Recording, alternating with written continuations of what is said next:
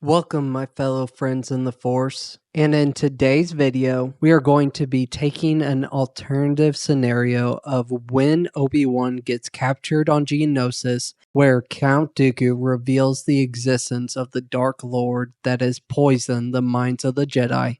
Obi-Wan has always been known for how devoted he is to the Jedi Order. When you think of what a Jedi should be, you picture Kenobi. When Obi-Wan is being suspended by the containment field, Count Dooku walks in saying, "You have seen this, I am sure of it. You've seen the corruption in the Senate, and soon every single Jedi will fall to the power of Darth Sidious." Obi-Wan responds with, "You speak of peace, yet you seek out war. What makes you so different than the rest?" Dooku explains his master plan. "I fight to end the cycle. The Sith, the Jedi, the Republic, and the Separatists. We are all pawns in a game, moved by the hands of Sidious. Join me, Obi-Wan, and together we can break this cycle before this war gets out of our control." Dooku can see the conflict beginning to grow in Obi-Wan's eyes, as he wants to believe the former Jedi. After much thought, Obi-Wan acknowledges Dooku's request. As Obi-Wan falls to the floor, he kneels before Dooku, saying, "My friend, together we shall bring peace and balance and defeat this Darth Sidious once and for all." This takes us into the Geonosian arena, where Anakin and Padme are about to be chained to the pillars, wondering where Obi-Wan is at. As Count Dooku and Obi-Wan walk into the arena, Anakin and Padme look up to see Obi-Wan is not chained. Anakin in shock, as he thinks to himself, "Why is he not down here with us?" Obi-Wan knows that he has trained Anakin to the best of his abilities, and knows that he does not need his help to escape. Anakin feels betrayed by his master, as he had put Padme in harm's way to come save him. Anakin sadly had to change his focus as the beast had been released. It was at that moment that Mace Windu sneaked into the arena. As he sees Count Dooku with Obi-Wan by his side, he knows he must act quickly to save Obi-Wan's life. As he ignites his lightsaber against Jango Fett, Mace Windu tells Dooku, "We have come to end this destruction." Dooku responds with, "It is actually you that have been blinded by the fall of the Jedi."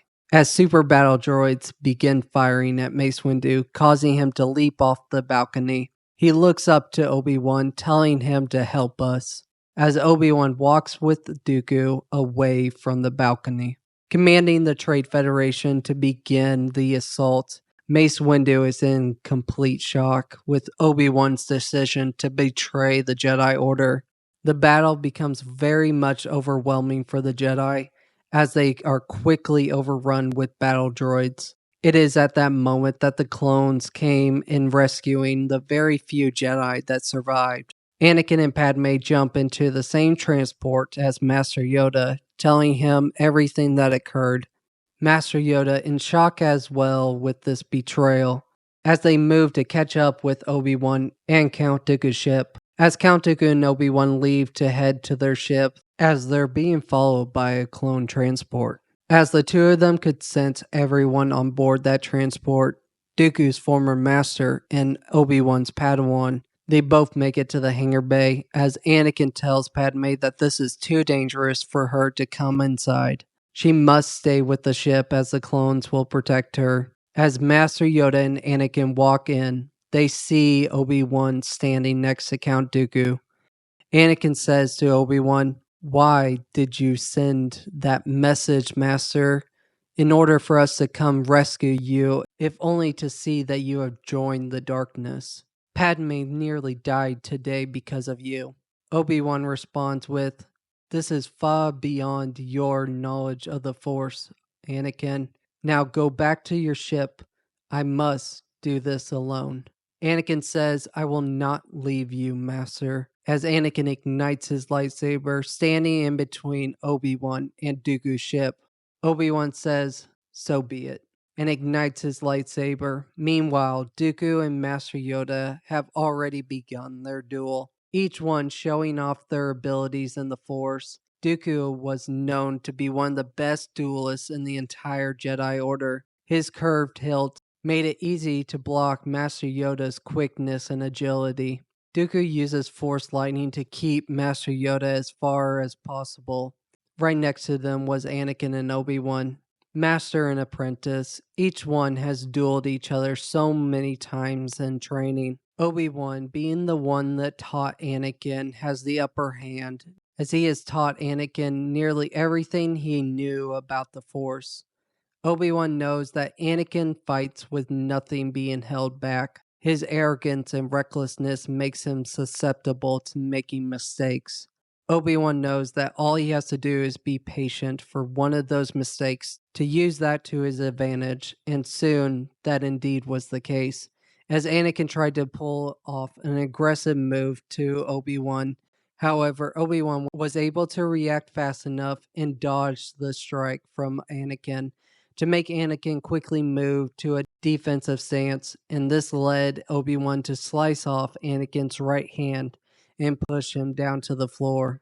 Dooku, seeing this, uses the Force to detach a massive container from the wall as it falls towards Anakin. Master Yoda quickly uses the Force to hold the container in the air, while Anakin is able to dodge it from falling on top of him. Before they realize it, Obi-Wan and Count Dooku had jumped into their ship to escape. So this ends part 1, and I want to hear your thoughts on this because I always wondered what would have happened to Obi-Wan if he did accept this offer to join Dooku in Attack of the Clones. I would like to see some of your ideas on this, where this story could possibly go, in the comment section down below, as I feel that with Obi-Wan not being in the battle in the Geonosian arena, this would have caught so many Jedi Masters off guard, leading to even more casualties and leading the Republic in disarray.